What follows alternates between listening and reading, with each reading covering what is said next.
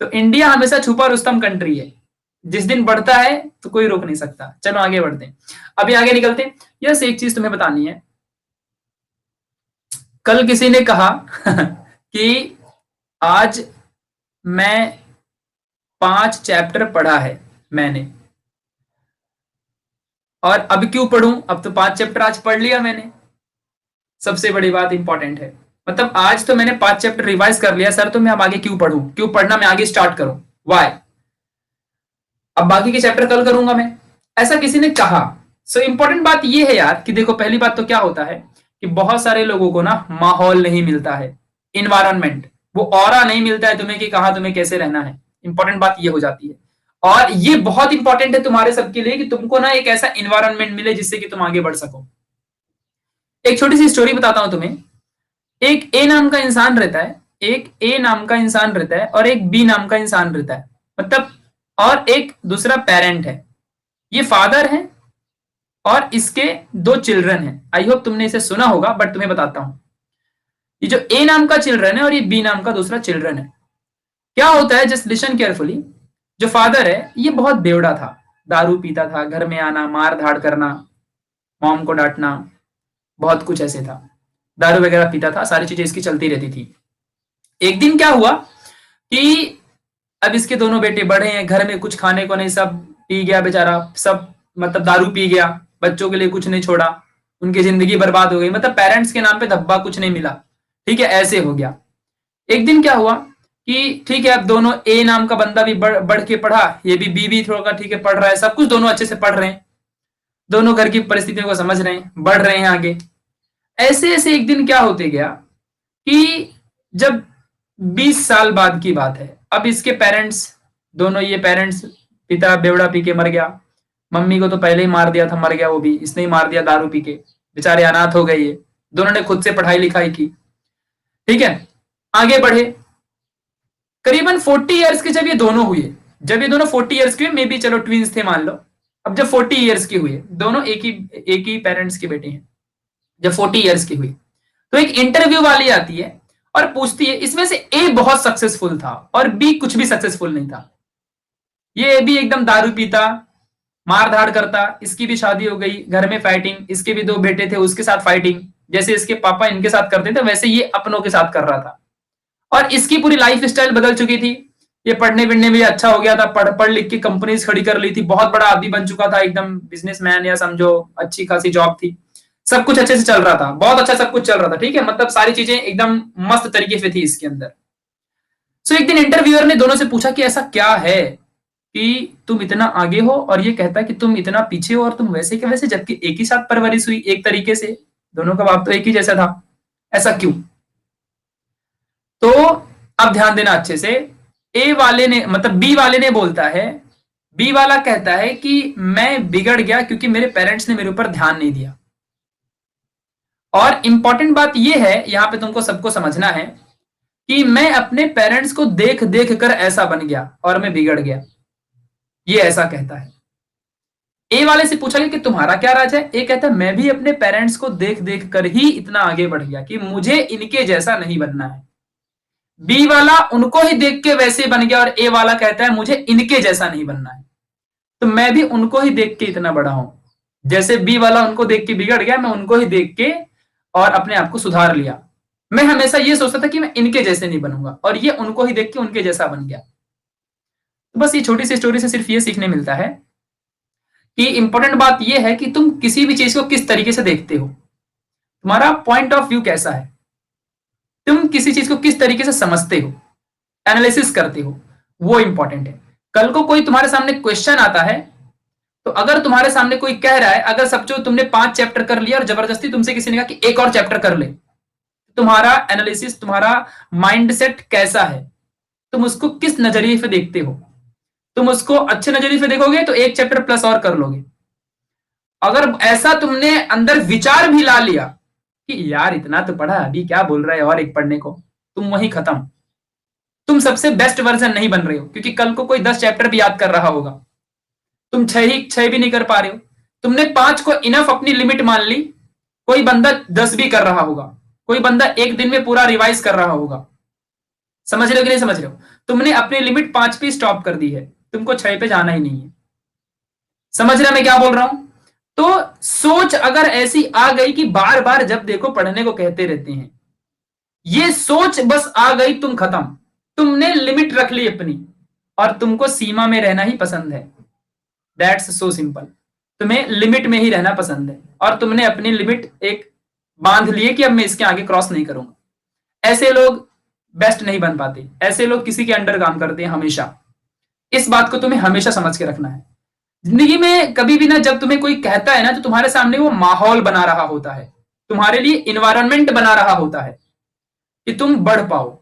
Reality में अगर मैं तुमसे बात करूं कि अगर कोई मान लो अगर बेस्ट, चलो आज के लिए तुमको मैं कहता हूं कि अपनी इंडियन क्रिकेट टीम हमेशा बढ़ती ही क्यों है, क्यों बेस्ट बन रही है, सबसे बेस्ट इंडियन क्रिकेट टीम क्यों है, आईसीसी क्यों है, बताओ, दूसरे क्यों नहीं? हमारे यहाँ पे सबसे बेस्ट खिलाड़ी क्यों है? हालांकि सबके पास है, बट मैं तो अपनों को ही बेस्ट मानूंगा। ठीक है, ये बात भले भले हमारे में कुछ गलतियां अच्छाइयां, बट मैं तो अपनों को ही बेस्ट मानूंगा। कल को अगर कोई अपने इंडियन क्रिकेट टीम का प्लेयर है, अगर उसको किसी और दूसरे वाले टीम के प्लेयर में डाल दोगे तो वो बेस्ट बन पाएगा क्या? बताओ। लेकिन अपने यहाँ क्या है, बहुत ज्यादा रिस्पेक्ट दी जा रही है और बहुत सारे लोग बैठे हैं सक्सेस के लिए। समझ रहे नहीं समझ रहे क्या बोल रहा हूं मैं? इतने सारे लोग ऑलरेडी बैठे हैं और सबका उसमें से सबसे बेस्ट 11 लोग वहां पे क्यों बैठे हैं? और उन सबको सब कुछ नहीं आता, उन सबको कहां सब कुछ आता है? वहां पे आधे 11 लोग जो है टीम के मेंबर्स, वो वहां जाने के बाद सीखते हैं ज्यादा से ज्यादा चीजें। समझ में आई मेरी बातें? मतलब वो वहां पे जाने के बाद उनको सारी चीजें समझ में आती हैं और वहां पे वो बैटिंग क्रिकेटिंग बहुत अच्छे तरीके से सीखते हैं, किस तरीके से क्या क्या चीजें होती हैं।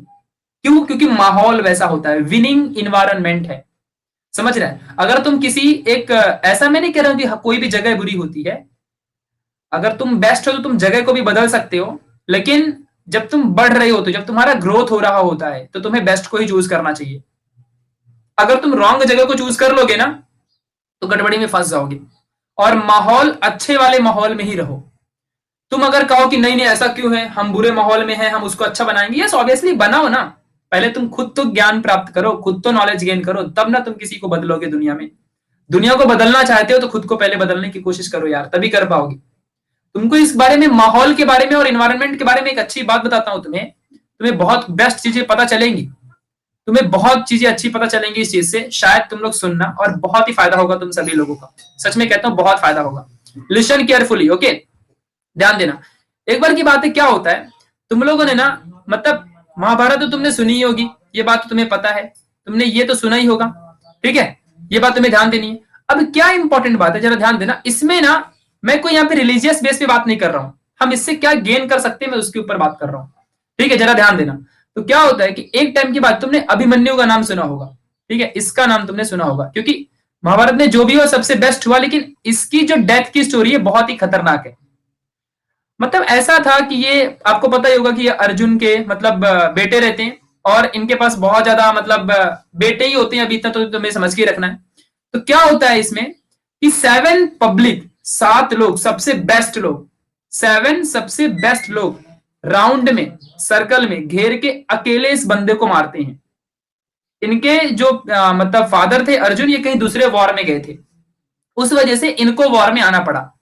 इन्हें वॉर का ज्यादा आइडिया नहीं था, तो इसीलिए इन सभी 7 महारथियों ने, जो सबसे जाबाज लोग हैं, जो किसी को भी मार सकते थे, कोई एक ही उसको मार सकता था, लेकिन उस 7 लोगों ने मिलकर इस छोटे से बच्चे को मारा था। करीबन 16 ईयर की एज थी उस टाइम पे इनकी।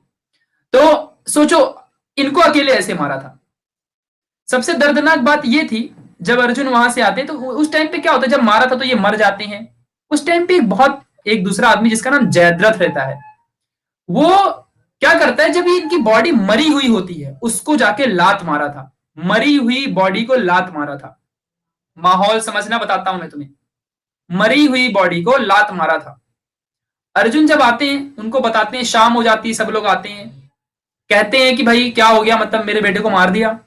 उनको इसका दुख नहीं था, क्योंकि उन्हें पता था कि जो फाइटिंग करते हैं ऑब्वियसली उनकी वीर गति तो प्राप्त होती ही होती है, अगर हार गए तो ये तो होता ही होता है। तो क्या होता है एग्जैक्टली मैं तुम्हें बताता हूं। उन्हें सबसे बुरी बात इस चीज की लगी कि उनके मरी हुई बॉडी को लात मारा। ये सबसे बड़ी बुरी बात लगी। सबसे बुरी बात यही थी कि मरी हुई बॉडी को लात मारा गया। मार दिया 7 लोगों ने मिलके, वॉर चालू था, ऑब्वियसली ठीक है कोई नहीं, वीरगति वो तो मैं बदला ले लूंगा, या जो भी है कर लूंगा, लेकिन मरी हुई बॉडी को लात मारा, ये सबसे बुरी बुरी बात थी। तो अर्जुन ने वहीं पे क्या बोलते हैं, बोलते मैं अपने आप को प्रॉमिस करता हूं कि जब तक कल की मॉर्निंग जो होगी, मॉर्निंग में जो सनसेट होगा शाम को, वो सनसेट से पहले उस जयद्रथ के मस्तक को काट दूंगा मैं। अगर नहीं काटूंगा तो मैं खुद चिता बना के और उसी में मर जाऊंगा, खुद ही मर जाऊंगा। समझा क्या बोल रहा हूं? तो जितने भी लोग उनके अगेंस्ट वाले रहते हैं, क्योंकि अर्जुन ही सबसे बड़ा वॉरियर होता है उनके लिए, तो जो उनके अगेंस्ट बाकी के लोग होते हैं वो खुश हो जाते हैं कि यार अगर कल तक जयद्रथ को नहीं आया और नहीं मिला तो अर्जुन खुद ही मर जाएगा। मतलब सिर्फ वन डे, एक दिन अगर हमने रोक लिया, एक दिन अगर हमने रोक लिया, एक दिन सिर्फ वन डे हमने उसको बाहर नहीं निकलने दिया, या अर्जुन के सामने अगर वो नहीं आया तो खत्म कहानी, अर्जुन अपने आप खुद ही मर जाएगा। देखो कितनी खुशी की बात थी उनके लिए। उन्होंने जयद्रथ को छुपा दिया, मतलब वो बाहर निकलेगा ही नहीं, एक दिन तक निकालेंगे नहीं, अगले दिन के सनसेट तक निकालेंगे ही नहीं। तो अर्जुन को जब जयद्रथ मिलेगा नहीं तो उसको मारेगा किधर से, और नहीं मार पाएगा तो खुद ही मर जाएगा, अपने आप को बर्न कर लेगा। अब पूरे के पूरे जो पांचों पांडव उनके भाई थे, सब टेंशन में कि अब क्या होगा, हमारा सबसे बड़ा वॉरियर ने इतनी बड़ी अपने आप को प्रॉमिस दे दी, अब क्या होगा, अब कुछ नहीं हो सकता, कोई भी नहीं। ठीक है, तो ये सारी चीजें चल रही थी और वो लोग खुश थे, उनके अगेंस्ट वाले जो एनिमीज थे सबके सब खुश हैं, जयद्रथ को छुपा रखा है, सभी लोग खुश हैं कि अर्जुन तो खुद ही मर जाएगा क्योंकि हम इसको निकालेंगे नहीं और ये उसको मिलेगा नहीं। अब कृष्ण जी थे जो और अर्जुन दोनों ढूंढ रहे हैं जयद्रथ को, वो कहीं नहीं मिल रहा है क्योंकि उन्होंने तो छुपा रखा था उसको। अब क्या होता है कुछ ही दिनों में, मतलब कुछ ही दिनों कह रहा, कुछ ही टाइम बाद दोपहर हो गई, शाम होने वाली है। जैसे ही शाम होने वाली है, मतलब शाम होने वाला, सनसेट होने ही वाला है, कुछ 1 आवर में सनसेट हो जाएगा, 1 और 2 आवर में। तो अब पूरे के पूरे अर्जुन बेचारा अपने धनुष को नीचे फेंक देते हैं और बैठ जाते हैं रोते हुए कि अब मेरी लाइफ चली जाएगी और मैं नहीं बचूंगा। पांचों पांडव भी रोने की मतलब टेंशन में जाते हैं, रोने जैसा ही ये सब कुछ, अब खत्म, सब सुना सुना। और वो लोग एकदम खुश क्योंकि अर्जुन तो मरने वाला है, अब खुद ही मर जाएगा जब जयद्रथ उसको मिलेगा ही नहीं। तो ये लोग इस कंडीशन में आ चुके हैं। अब पांचों पांडव जो थे उनके हाथ में कुछ नहीं, प्रॉमिस तो प्रॉमिस, मर जाएंगे, अब नहीं मिलेगा जयद्रथ। पांचों लोग सिर्फ अब कृष्ण की तरफ देख रहे थे कि अब क्या किया जाए। तो कृष्ण भगवान ने इन पांचों को देखा और ये बनाने लगे माहौल। अब समझना इन्वायरमेंट कितना इंपॉर्टेंट होता है, रिलीजियस बेस पे मत समझना, माहौल बनाना शुरू। सिर्फ एक ही बार क्या कहते हैं, ऊपर के सिर्फ बादलों को, क्लाउड्स को सिर्फ ऑर्डर देते हैं क्लाउड्स को, और क्लाउड्स को जैसे ही ऑर्डर देते हैं क्लाउड्स सन के सामने आ जाता है, पूरे पूरे के पूरे एरिया में अंधेरा छा गया, पूरे एरिया में अंधेरा छा गया, पूरे के पूरे एरिया में अंधेरा छा गया। तो जैसे अंधेरा छा गया, उन एनिमीज, कहते हैं ना जो जिनके पास दिमाग नहीं होता, जो अपने आप को बहुत घमंडी एटीट्यूड वाले ऐसा अपने आप को समझते हैं, उनके अंदर की कैरेक्टर कभी ना कभी निकल ही आती है।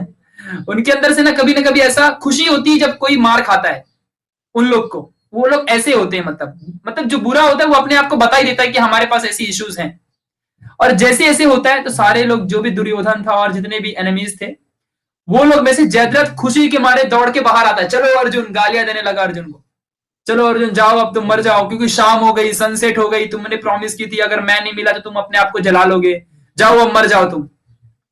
और ये सब देख के ना अर्जुन तो बेचारा रो रहा था क्योंकि अर्जुन ये सब कुछ समझ ही नहीं पाया था, वो तो चुपचाप सिर्फ कृष्ण ने ऐसा किया था, सिर्फ माहौल बनाया था, विनिंग इन्वायरमेंट उन्होंने क्रिएट किया। और जैसे वो बाहर आ गया तो कृष्ण कहते हैं कि अरे अर्जुन क्या कर रहे हो, उठाओ अपना धनुष और इसका मस्तक पहले अलग करो। उन्होंने कहा ऐसा कैसे हो, सब ऐसा देख रहे हैं, सब ऐसा देख रहे हैं। तो कृष्ण ने क्या किया, फिर से ऑर्डर दिया क्लाउड को, और क्लाउड साइड में हो गया और सूरज फिर से चमकने लगा और फिर से उजाला हो गया, फिर से दिन हो गया, वापस से दिन हो गया, वापस से, और अंधेरा गायब हो गया। सब शॉक्ड, कैसे ऐसा पॉसिबल है। तुरंत ही कृष्ण कहते हैं कि उठाओ धनुष और इसका गला पहले अलग करो। अर्जुन तुरंत उठाते हैं और उसके पहले मस्तक को काट देते हैं, और वहीं पे होती है खत्म कहानी। अब अगर इसमें भी अर्जुन अगर सोचे कि मैंने सब कुछ किया है, सो दिस इज, चलो मान लो कि तुमने सब कुछ किया है, लेकिन इन्वायरमेंट इंपॉर्टेंट है, वो माहौल बनाना इंपॉर्टेंट है। समझ रहे मैं क्या बोल रहा हूं, करना तो तुमको ही है, माहौल बनाने वाले होने चाहिए।